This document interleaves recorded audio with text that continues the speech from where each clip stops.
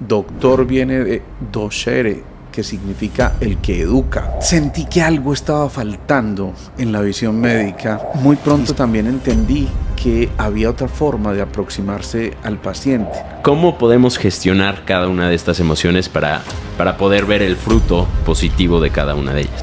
Emotion, energía en movimiento. El pensamiento es la fuerza eléctrica, el sentimiento es el campo magnético. Cuando tú no te anclas, entonces pierdes el control de los miedos y se va hacia el pánico o el terror. ¿Qué prácticas podemos aplicar en nuestro día a día para empezar a escuchar el corazón y lo que nos está diciendo? El amor es la fuerza ordenante, el temor es el caos. Dándole sentido a tus sentidos. Eso puedes reinterpretar. Esas son las emociones. He estado entendiendo la diferencia entre, por ejemplo, la ignorancia y el poder. Creo que el poder llega a través del entendimiento. Dicho de otra manera, la enfermedad es una pérdida de la comunicación. El paciente llega y me dice, yo estuve donde el médico normal, como bien dice, yo soy el anormal. Yo, ¿qué onda, parceros mostricos, mis niños y neas? Bienvenidos a un episodio más de ¿Quién te crees? Aquí en el canal de los Medellín. Mi nombre es Juan Carlos Medellín y el día de hoy tengo la fortuna y el honor de tener como invitado especial al doctor Alejandro Posada. Bienvenido al podcast, Alejandro. Muchas gracias, Juan Carlos. Yo feliz de compartir contigo y con tu gente. Así que, bueno, aquí estoy dispuesto. Pues muchas gracias por tu tiempo. Creo que somos vecinos. Algunas coincidencias nos unieron. Llevo siguiéndote en redes sociales un tiempo, algunos meses ya. Y ayer que estaba estudiando para este podcast me di cuenta que tienes 609 videos en YouTube. 609 videos. Estabas comentándome que llevas 30 años practicando la medicina. Sí. 30 años ya de carrera, entonces estoy seguro que va a ser un podcast sumamente interesante. Y para iniciar el podcast quiero compartirte la dinámica de este podcast. El fin y objetivo es poder agregarle valor a las personas que nos están escuchando a través de tu historia, de tu experiencia. Y creo que la perspectiva que logramos cambiar a través de ese conocimiento, pues cambia la forma en la que vemos la vida, por ende la forma en la que podemos actuar. Y creo que una de las formas más rápidas de cambiar de perspectiva es a través de nuestros sentidos. Así que a todo invitado le elijo un par de lentes para que puedan utilizar lentes, ¿no? a lo largo del podcast y que puedan tener ese cambio de perspectiva en cuanto al color de lente con el que ven la vida. Bien, Vamos a ver. Bien. Esto se ve interesante. Eso. Está bueno. Ahí estamos. Bien. Excelente. Ese lente me encanta porque es amarillo, entonces es un lente para... Cuando está un poquito nublado te pones lente amarillo y... Bien. Y así enfrentamos la vida. Ya empezamos a aprender. Excelente. Pues cuéntame un poquito acerca de la medicina sintergética. Bien.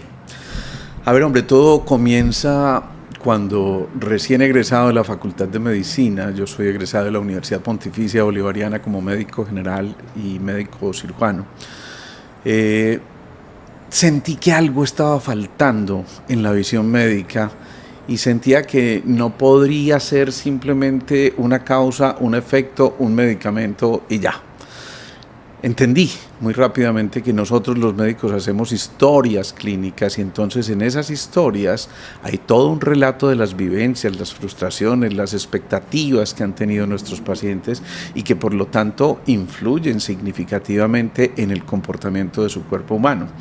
Pues con un grupo de personas acá en Medellín, otros colegas, decidimos tratar de tomar lo mejor de algunas de las visiones de lo que llamábamos medicinas complementarias. Entonces tomamos acá parte de la medicina tradicional china, parte de la medicina ayurvédica, parte de las medicinas vibracionales y la homeopatía, la auriculoterapia, la auriculomedicina, pero por supuesto también de nuestra medicina convencional.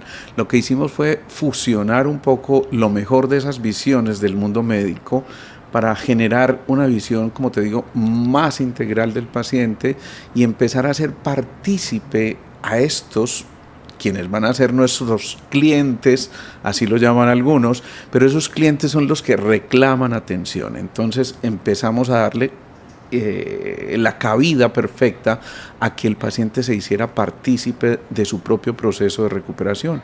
Y ahí es donde nos diferenciamos un poco, porque aquí definitivamente involucramos la conciencia como herramienta principal.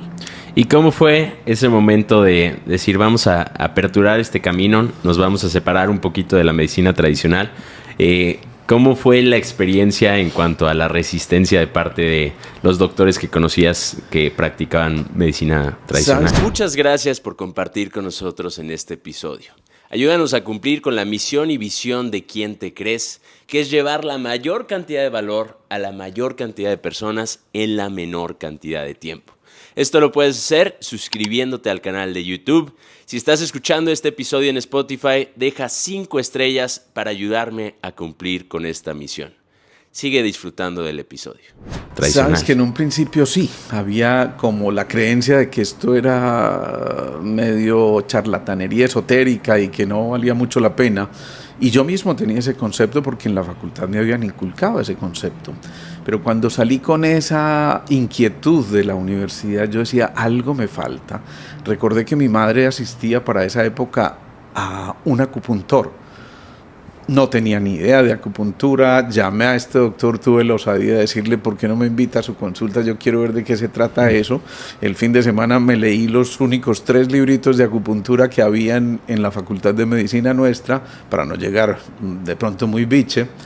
Y muy pronto entendí que más allá de conocer qué hacía una aguja, qué efecto tenía en un canal o un meridiano de acupuntura, me di cuenta que había un carisma especial en este doctor que tan amablemente me invitó a su consulta. Muy pronto también entendí que había otra forma de aproximarse al paciente y empecé a entender también que doctor viene de docere, que significa el que educa, el que forma. Y entonces teníamos una labor ya muy importante como médicos, no simplemente escuchar un signo o un síntoma de un paciente y prescribir, sino bueno, ¿quién eres tú? ¿Qué ha pasado en tu vida? ¿Cómo ha sido tu trasegar a través de la existencia? ¿Y qué ha ocurrido? ¿En qué momento te has bloqueado? ¿Qué ha generado eso en tu cuerpo? ¿Y cómo hoy te manifiestas a través de eso que llamamos la simbología en el examen médico general? Así que empecé a darme cuenta muy pronto que había otras aproximaciones, más desde lo humano, más desde el sentir, y dijimos, es el momento de cambiar un poquitico el chip, pasar del código del pensar al código del sentir y empezar a intuir al paciente para poder al unísono tratar de dilucidar lo que estaba ocurriendo. Qué interesante que nos compartas que lo que te llamó la atención, lo que te cautivó fue el carisma del doctor. Y ahorita nos hablas acerca de pasar del pensar al sentir. No sé si conoces al doctor Joe Dispenza. Claro. Es obviamente una persona increíble en cuanto a la información que comparte. Y dice que el pensamiento es el lenguaje de la mente. Así es. Y el sentimiento es el lenguaje del cuerpo. Así es. ¿Esos dos van separados o el pensamiento influye sobre el sentimiento? Definitivamente no van separados. El pensamiento es la fuerza eléctrica, el sentimiento es el campo magnético. Y por física elemental, siempre hay un campo electromagnético, no se puede separar. Normalmente, perpendicular a una corriente eléctrica, hay una corriente magnética. Eso es lo que nosotros tratamos de interpretar en un momento determinado. Luego, por supuesto, un pensamiento genera un efecto, pero una emoción también genera un pensamiento. Es decir, es un camino de doble vía en el que nos estamos moviendo y eso da origen precisamente a que vayamos manifestando a través de nuestro cuerpo, porque el cuerpo habla. A veces habla, luego susurra, pero en ocasiones tiene que gritar para ser escuchado. ¡Wow! Qué poderoso eso que nos acabas de compartir. Muchas veces en mi profesión las personas se acercan a mí y me preguntan, Juan Carlos, ¿cómo le hago para controlar mis emociones? ¿Cómo le hago para controlar mis emociones? Y te hago esa pregunta, doctor Alejandro. Emotion, energía en movimiento. Esas son las emociones. Y nosotros siempre estamos fluyendo en una cantidad de mareas emocionales. Pero desde la visión energética china, cada órgano está en relación con una emoción. Por ejemplo, los miedos están en relación con el riñón. El hígado está relacionado con la ira. El corazón, que ellos llaman el gran emperador, está relacionado con las alegrías. El vaso con las obsesiones. El páncreas mucho tiene que ver con las dependencias. El pulmón con las tristezas. Entonces, el gran desafío es modificar, porque las emociones tienen una evolución o una involución. Si hablamos de una evolución de los miedos, pues nos vamos a la prudencia. Pero si nos vamos a la involución, nos vamos al pánico, al terror. Si hablamos de la evolución de la ira, nos vamos a la autoafirmación. Pero si no, nos vamos a la cólera, a esa rabia que no se puede controlar. Si hablamos de las alegrías, se pueden convertir en bienaventuranzas, en esa sensación de plenitud interior, pero si no, se pueden ir hacia la manía. Si hablamos del vaso, hablamos de las obsesiones, que se pueden ir a las consagraciones o a los movimientos compulsivos. Es decir, cada una de estas emociones tiene un efecto específico en nuestro cuerpo, pero nuestro gran desafío es aprender a gestionar esas emociones para finalmente convertirlas en una oportunidad maravillosa, preciosa y única para evolucionar como seres humanos. Creo que he estado en los dos lados de cada una de las emociones que acabas de describir. En eso nos movemos. En la evolución y en la involución. Y a temprana edad, por ejemplo, a mí me controlaba mucho la ira. Y entonces, cuando tenía 13, 14 años, era muy fácil que perdiera el control. Se apoderaba de mí la ira y me peleaba con mis amigos, les pegaba a mis amigos. Y entonces, tarde o temprano, me encontraba sin amigos, hasta que me di cuenta de eso y tomé la decisión de no permitir que la emoción me controlara. Claro. ¿Cómo podemos gestionar cada una de estas emociones para poder ver el fruto positivo de cada una de ellas? Lo primero es saber cómo se experimentan y por qué. Por ejemplo, el miedo que te decía, que tiene que ver mucho con los riñones y las suprarrenales, esas glándulas que están encima de los riñones, tiene que ver mucho con la territorialidad, con eso donde estás pisando, con firmeza, con seguridad, con identidad, con poder, con voluntad. Es el anclaje. Cuando tú no te anclas, entonces pierdes el control de los miedos y se va hacia el pánico o el terror. Pero cuando pisas firme tu territorio, cuando dices, aquí estoy yo, vine a reclamar mi territorio, y despiertas ese arquetipo del guerrero y del bienhechor en ti, de los que habla Jung, entonces inmediatamente podemos transmutar esa emoción y convertirla precisamente en prudencia, que es básicamente lo que tenemos que aprender a partir de eso. Pero más importante aún, si no se controla esa emoción, entonces la manifestación va a ser acorde a la relación que tienen esos órganos con nuestros sistemas. Por ejemplo, los miedos y el riñón tienen que ver con las articulaciones y con el oído. Por eso, cuando no encuentras un piso firme y te estás moviendo, la primera manifestación va a ser el vértigo. Te mareas. Exactamente. Claro. Ahí está. Vino nuestro visitante, ¿no? La gran Maya viene siempre a escuchar los podcasts. Qué bueno. Hablaste acerca de cómo los órganos te pueden hablar, susurrar o hasta gritar. ¿Cómo sería un susurro, por ejemplo, en el caso del hígado, del riñón? ¿Y cómo sería ya un grito? Bien, un susurro en el caso del hígado es, por ejemplo, empezar a sentir que no controlas esa emoción, como ya lo estabas diciendo, y que reaccionas en vez de accionar. La reacción es una respuesta del cerebro arcaico, del cerebro reptil, pero la acción te lleva a consultar con el lóbulo frontal, que es la parte, digamos, la última evolución en nuestro desarrollo cerebral, y desde ahí entonces nosotros empezamos a darnos cuenta de que esa necesidad de conectarse con la acción y no con la reacción nos permite dar una respuesta adecuada.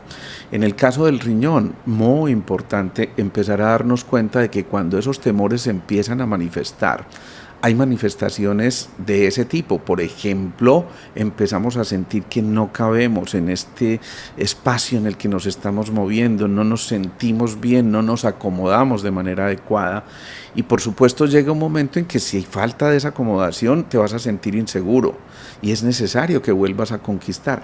Hay 6 grandes lecciones que vamos conquistando en la medida en que vamos recorriendo los famosos arquetipos de Jung. Jung habla de 12 arquetipos: el buscador, el amante, el huérfano, el inocente, el guerrero, el bienhechor, el constructor, el destructor, el gobernante, el mago, el sabio y el bufón.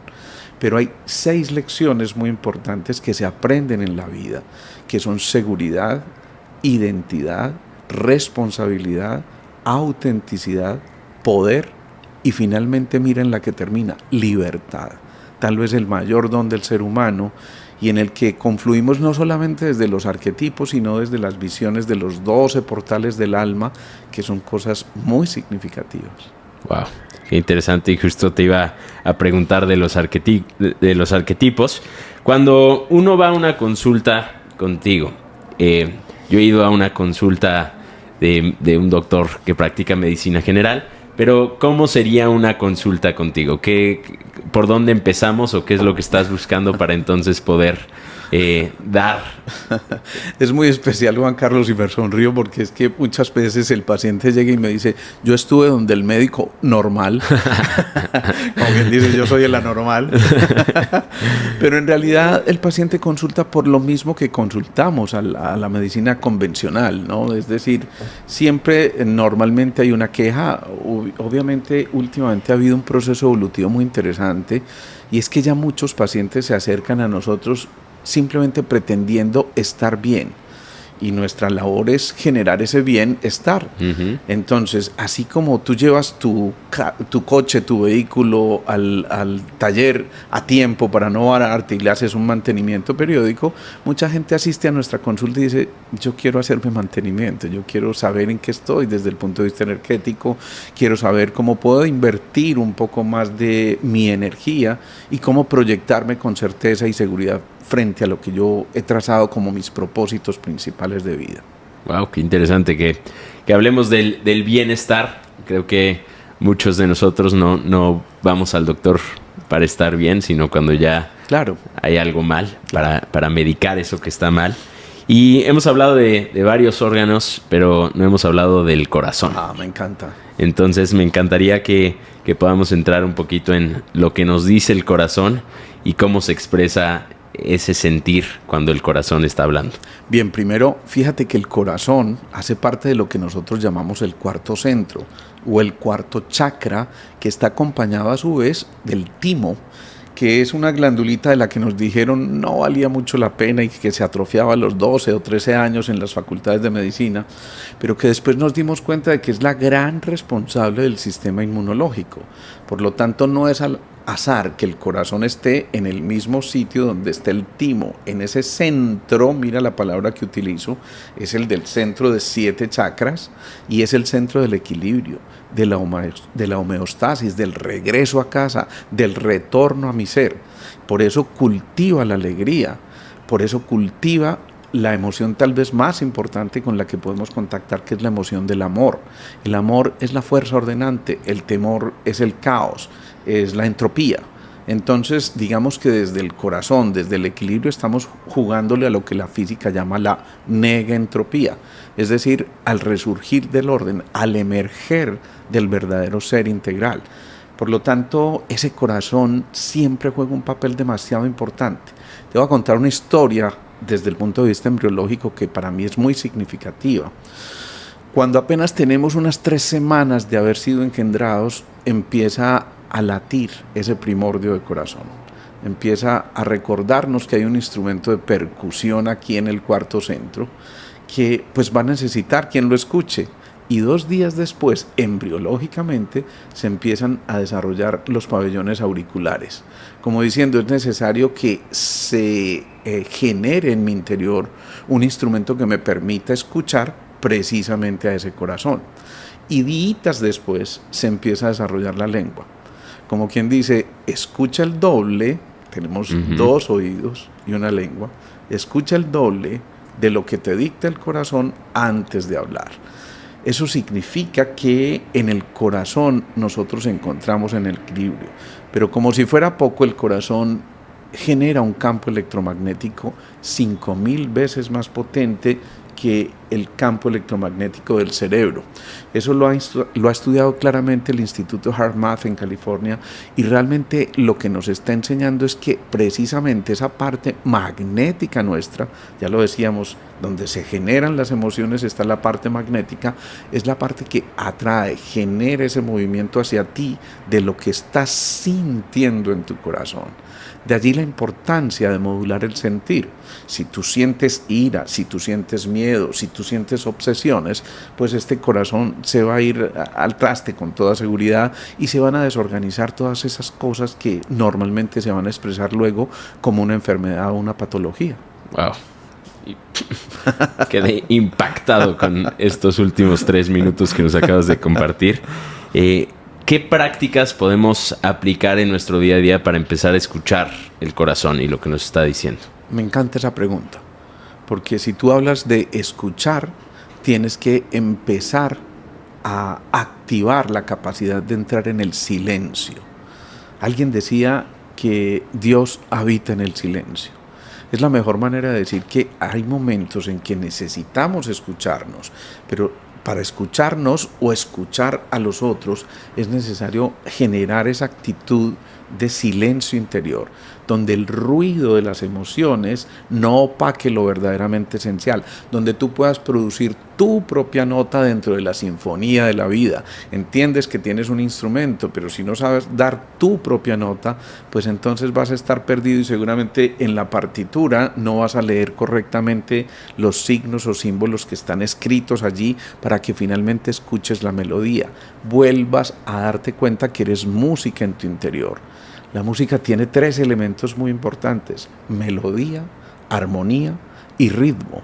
Y eso tiene que ver precisamente con los 2 hemisferios cerebrales. El hemisferio derecho, melodía. El ritmo está controlado por el izquierdo, lo numérico. Y el cuerpo calloso está generando la armonía. Entonces fíjate, melodía, armonía y ritmo. Mar. Eso somos.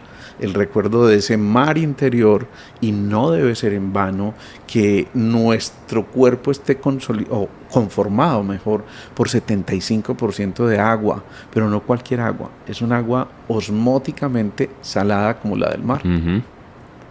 Escuchar en el silencio. Definitivamente. Recuerda que jugábamos ahí en la orilla de la playa con los caracoles tratando de escuchar, decíamos nosotros, ese sonido interior. Eso es de lo que se trata, aprender a escuchar. Cuando definitivamente asumimos esa actitud de escucha, yo creo que empieza la correcta comunicación. Dicho de otra manera, la enfermedad es una pérdida de la comunicación. Y nuestra responsabilidad está en eso, en recuperar la comunicación, no solamente hacia el exterior, sino con nosotros mismos. Los órganos dialogan entre sí porque se hacen conocedores de la integración dentro de un sistema general. Y cuando Bertalanffy nos habla de la teoría general de sistemas, nos está diciendo todo está conectado con todo. Somos un perfecto holograma. ¿Tú tienes en tu día a día, en tus hábitos, algún ritual para escuchar? Definitivamente sí. Primero, tuve la fortuna de heredar el oído musical de mis padres, y entonces para mí la música es bien importante. Una de las formas en que yo aprendo a escuchar es primero meditando.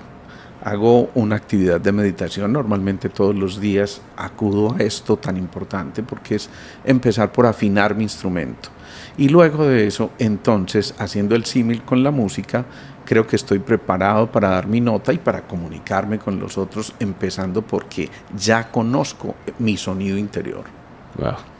¿Qué le dirías a esas personas que quieren entrar en este escuchar, quieren saber lo que les está diciendo su corazón, intentan meditar, pero la mente no los deja?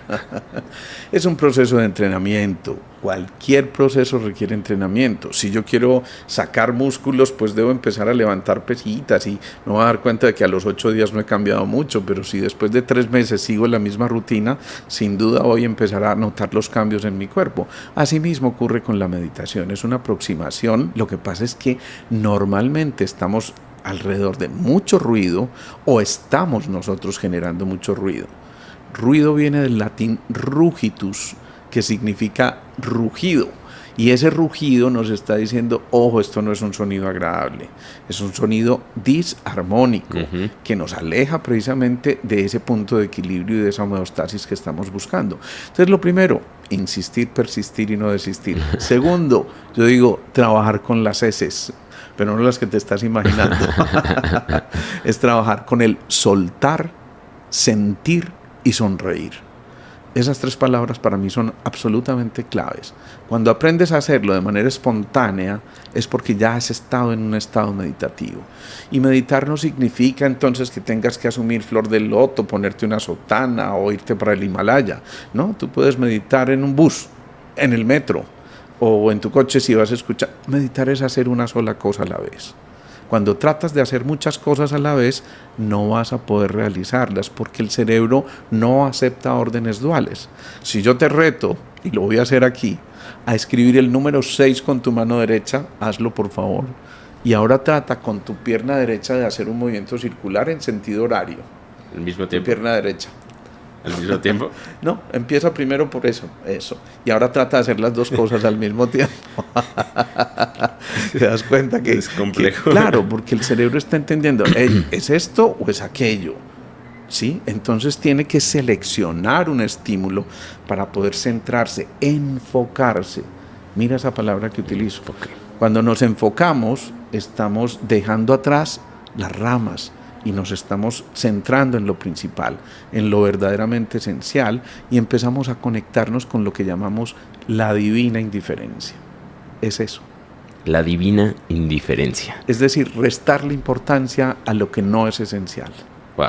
Creo que en el día a día estamos sumergidos en tantas cosas, escuchando tanto ruido, enfocándonos en las redes sociales que hoy en día están creando esta epidemia de ansiedad y depresión, y le damos importancia a demasiadas cosas que no deberían tener esa importancia. Para ti, ¿qué es lo más importante? ¿Cuáles son esas prioridades en donde debería estar el enfoque? Yo creo que lo principal es ser yo mismo. No parecerme a maravilloso que tenga modelos para emular, pero nunca para tratar de reemplazar ese modelo en mí. Es decir, perfecto que tenga alguien que me inspire, un mentor, pero que eso dé pie a que yo venga a entregar aquello para lo que fue diseñado. Cada uno tiene una misión de vida. Cuando perdemos esa misión, entonces empieza a manifestarse a través del cuerpo esa enfermedad. Por eso incluso en medicina hablamos de remisiones espontáneas, que son esos pacientes por los que la medicina no daba nada y definitivamente habían sido desahuciados, y resulta que luego empiezan a recuperarse y hasta entierran a sus médicos, ¿no? ¿Qué es lo que está pasando? Encontraron la remisión, y la remisión es la re-misión. Volviste a encontrar tu misión. Cuando encuentras tu misión, entonces vas dándote cuenta de que hay algo más allá de ti. Hay una fuerza ordenante, llámala campo cuántico, matriz divina, Dios, como tú la quieras llamar desde tus sistemas de creencias, pero eso te está ordenando y te está permitiendo volver a ser tú. Por eso yo creo que si me preguntas qué es esencial, es ser uno mismo. Sí. Entender que naciste en un contexto, pero que tú tienes la libertad de elegir para dónde quieres dirigirte y cuál es el orden y propósito de tu existencia. Wow, volver a ser tú.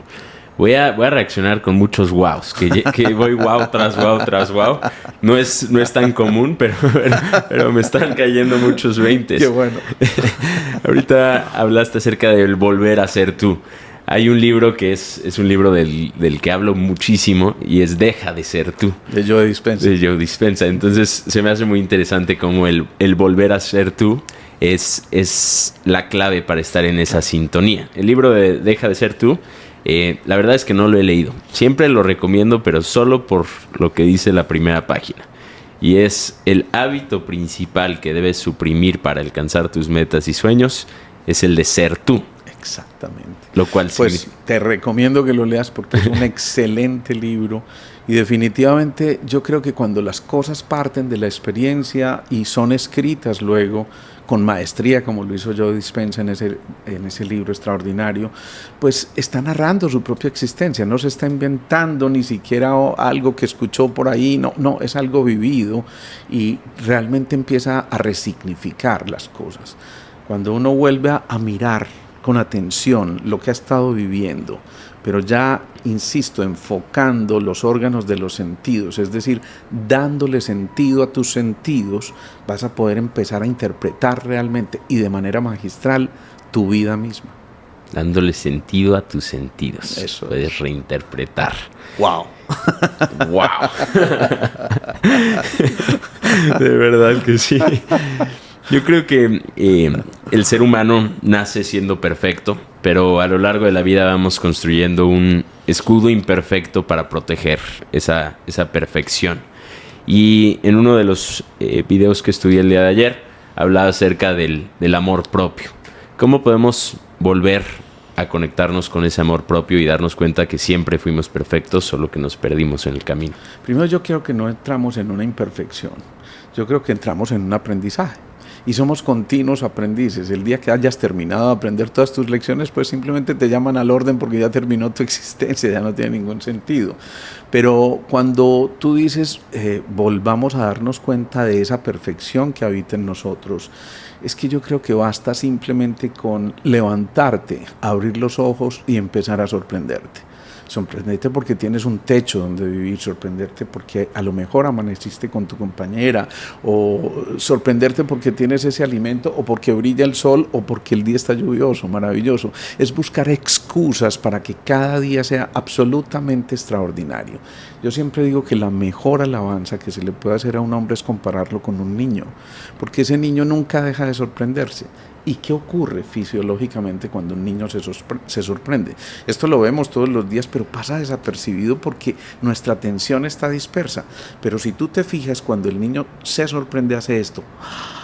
Uh-huh. Y cuando hace esto, abre su boca, inspira profundamente, desciende el diafragma, y eso significa dejas el pasado atrás. Ese músculo está dejando el pasado atrás para conectarse con el presente del corazón y para proyectarse al futuro. Pero además abre los ojos y eso permite que entre mucha más luz. Somos seres de luz por naturaleza. Cuando óvulo y espermatozoide se fusionaron, se generaron millones y millones y millones de fotones, partículas de luz. Cuando recordamos que somos luz, entonces al abrir los ojos estamos permitiendo que ese rayo de luz toque una partecita en el cerebro que se llama el núcleo supraóptico, y ese a su vez tiene un haz que se conecta con la epífisis o pineal, esa glandulita de la que también nos dijeron es del tamaño de un grano de arroz, no tiene ninguna importancia, y hoy sabemos que tal vez sea la glándula más importante, porque ahí se producen serotonina, molécula de la felicidad; dopamina, molécula de la pasión; oxitocina, molécula del amor o de los vínculos; melatonina, reguladora de los periodos de descanso. Entonces imagínate si será importante o no todo esto. La glándula pineal. He escuchado mucho acerca de la glándula pineal. También he escuchado cosas positivas, y también he escuchado como que se calcifica y entonces por eso tienes que tomar estas acciones y la pasta de dientes, y entonces no hay que lavarse los dientes con pasta de dientes que tenga flúor, que tenga flúor, porque eso es lo que... ¿Cómo, desde tu punto de vista, cómo podemos también conectarnos con la glándula pineal para poder entrar a todos esos químicos que genera para llegar a los sentimientos? Bueno, primero, anatómicamente es posible que ocurran esas cosas como las calcificaciones y todo esto, pero yo pienso que más allá de la forma anatómica que tenga en ese momento esa pineal, es la capacidad que tiene esa pineal de encender el faro interior. En el interior de esa glándula hay pequeñas partículas magnéticas que, cuando son suficientemente estimuladas, inmediatamente empiezan a activar esa corriente electromagnética y se enciende el faro interior, que prácticamente lo que está es haciendo una especie de iluminación hacia nuestro ser. Es decir, empezamos a aclarar aquello que está oscuro en nosotros. Imagínate esta escena: estás metido en un cuarto completamente oscuro, dices no veo nada y te estás topando con todo lo que se te ocurra. Pero si alguien enciende una cerilla de fósforos, eso solo es suficiente para que ya veas todo el contexto. Eso mismo es lo que ocurre a nivel de la pineal. Cuando enciendes esa pineal, cuando conectas esa glándula, que además tiene la posibilidad de conectarnos con lo espiritual, con el alma, con el espíritu, con la chispa divina, si lo quieres llamar así, empezamos a realmente darnos cuenta de que recreamos la luz interior. ¿Qué es la enfermedad? Pérdida de la luz, pérdida del sonido. Facundo Cabral lo decía muy bellamente: no te mueras con tu música en tu interior, pero también no te mueras con tu luz en tu interior opacada, porque entonces estarías desperdiciando esa posibilidad de que realmente a través de la excitación actives esos fotones. ¿Qué necesita un fotón para activarse y pasar de una orbital a otra? Eso nos lo enseñaron en la química elemental. Excitación. La vida es eso, excitación. Cuando dejas de excitarte, dejas de maravillarte, dejas de sorprenderte, dejas de llevar ese niño interior, entonces te conviertes en un adulto demasiado importante, al que además le tienes que poner esa voz de gravedad y asumes una actitud física que te lleva a algo, pero te pierdes de la grandeza de la vida, de la generosidad que tiene la vida para contigo en cada momento que te regala. Ese campo electromagnético del que nos hablabas y de cómo el sentir atrae las circunstancias, sería o es la razón por la que yo creo que no existen coincidencias, sino consecuencias. Ajá. Y debemos estar abiertos y dispuestos a ver las consecuencias de lo que ese sentir genera.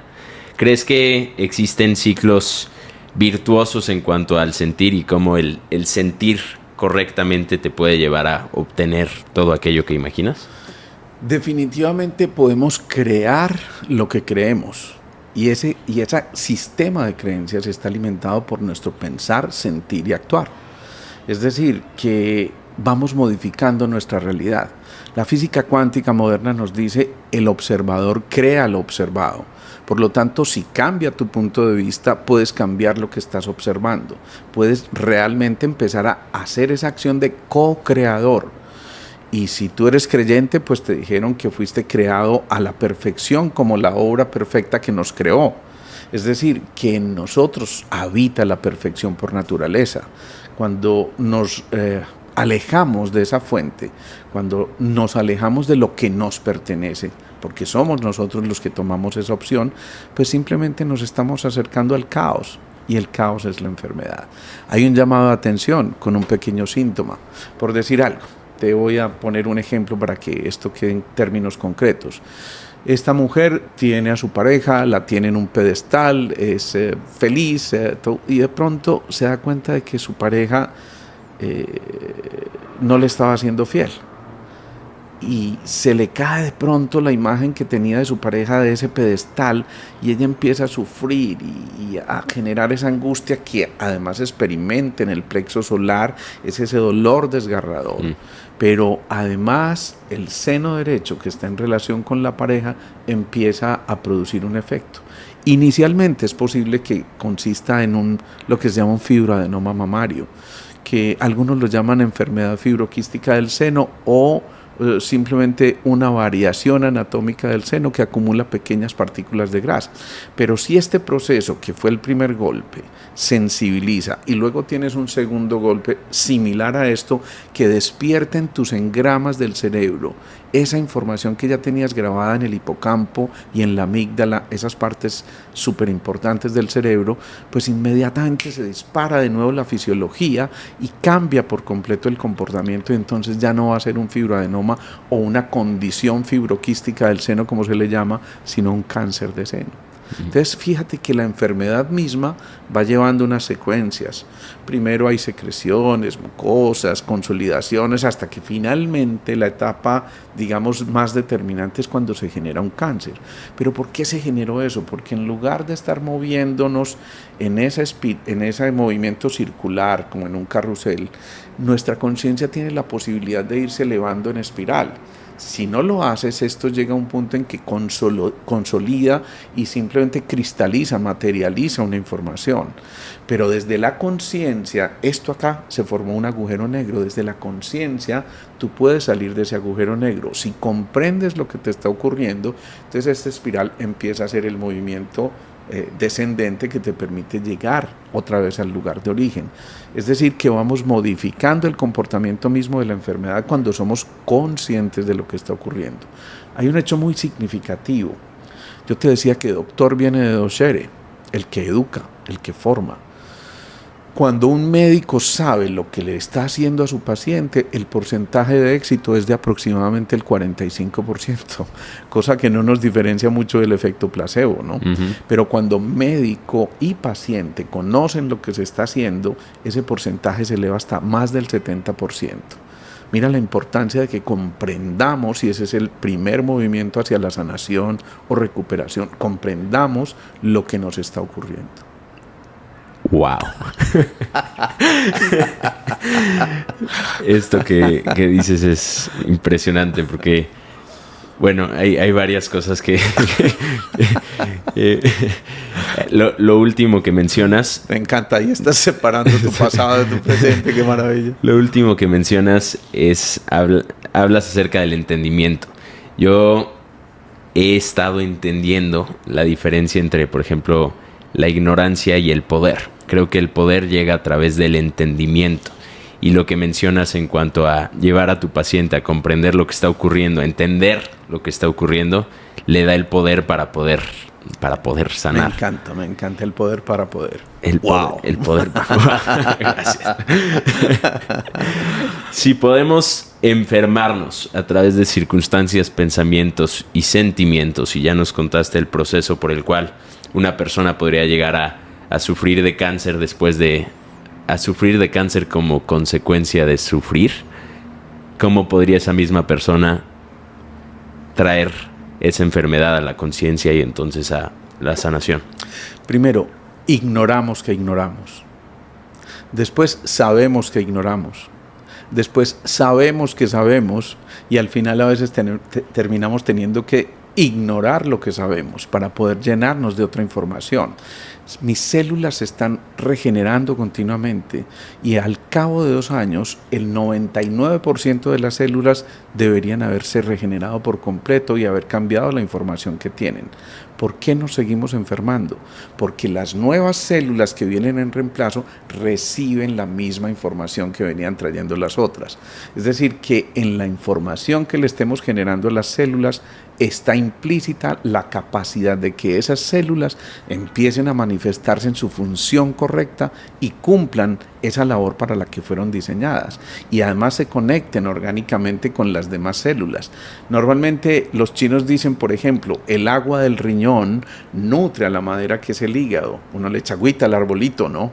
El hígado, que es la madera, la leña, nutre al fuego. Entonces empieza un diálogo entre los órganos y sistemas que cuando se pierde empieza a alterar todo lo demás. Si tú empiezas a comprender lo que está ocurriendo, entonces puedes retroceder esa espiral y empezar a darte cuenta de que puedes perfectamente generar ese movimiento interior desde tu conciencia que te permite interpretar lo que está ocurriendo en tu ser interior para poder entonces generar una realidad completamente diferente.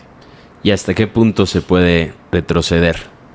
Vemos milagros todos los días, pero los milagros no son otra cosa que las cosas que se escapan a nuestro entendimiento, a nuestro reducido poder del conocimiento, y realmente esos milagros empiezan a ocurrir cuando nos damos cuenta que estamos diseñados para que nosotros mismos activemos las funciones de reparación de nuestro ser interior. Es decir, que cada célula, a pesar de que tiene un código genético, una información que heredaste de quienes te antecedieron, pues no necesariamente está marcada. De un tiempo para acá hubo un biólogo muy especial, Bruce Lipton, que escribió un libro que se llamaba La biología del amor. Y él empieza definiendo, además siendo un biólogo convencional, profesor universitario, toda la cosa, y se da cuenta, no, aquí hay algo más. Y empieza a darse cuenta que una emoción puede cambiar por completo la función de esa célula. Es decir, que existe un concepto que él llamó la epigenética, lo que está por encima de los genes. Entonces, es posible que tú tengas el gen de la hipertensión de tu padre, pero no tienes por eso que sufrir hipertensión.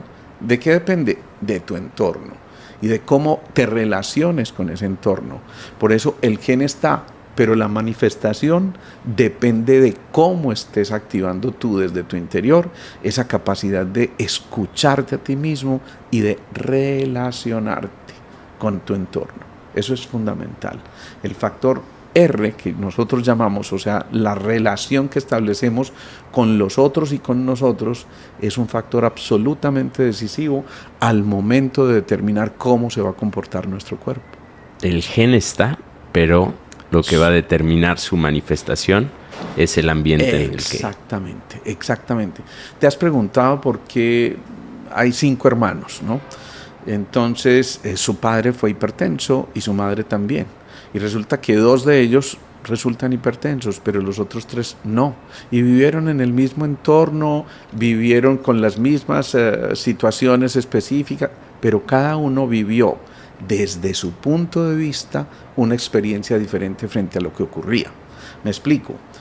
A alguien se le puede morir la mamá y dice, Dios mío, no tiene sentido seguir viviendo, no soy capaz de vivir sin mi mamá. Otro dice, siquiera se murió, estaba muy enfermita, qué pecado, era el momento en que ya se fuera de su cuerpo.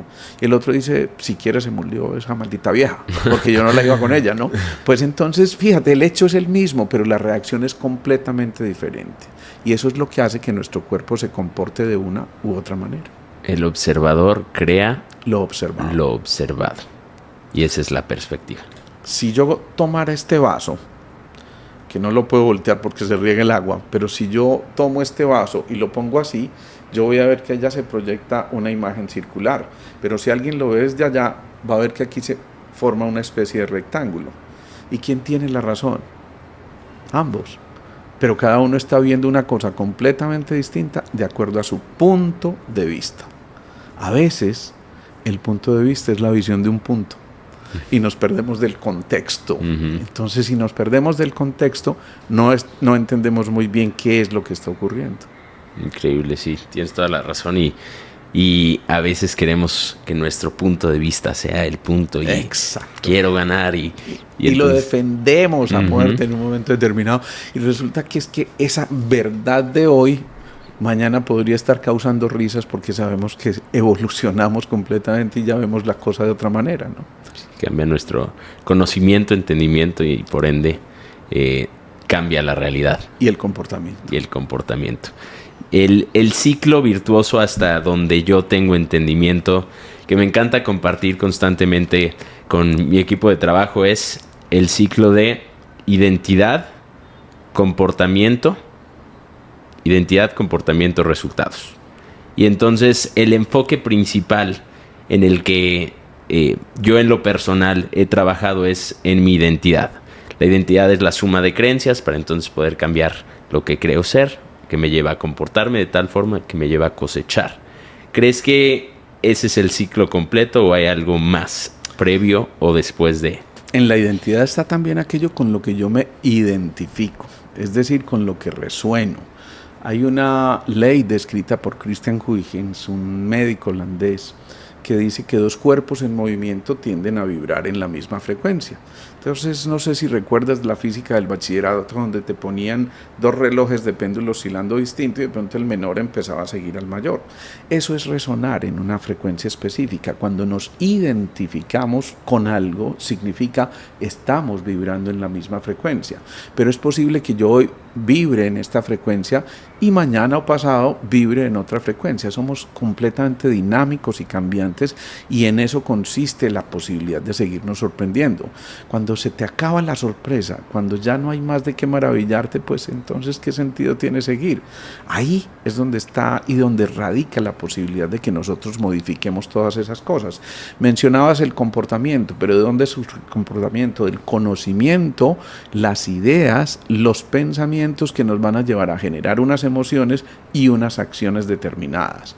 Por lo tanto, fíjate que esa acción, ese comportamiento va a depender mucho de la emocionalidad que sea tocada en tu interior. Y eso ya también es bien significativo. Porque nada es separado, todos son ciclos interdependientes. Cierto. Entonces, cuando alguien me preguntaba cómo controlo mis emociones, pues es a través de la respuesta que daba era: no puedes controlar tus emociones porque son consecuencia del pensamiento. pero luego la emoción genera pensamiento. Claro. Y el pensamiento reafirma la emoción. Exactamente. Entonces, todo es... Y finalmente eso te lleva a generar una acción y esa acción un destino, finalmente es lo que vas a encontrar. Ahí mencionaste algo muy importante que fue esa parte que tiene que ver con que cuando nos identificamos con esos sentimientos o emociones, empieza a generarse en nuestro interior un movimiento que hace que finalmente tengamos uno u otro comportamiento que se va a traducir también en que nuestros sistemas se comuniquen de una u otra forma.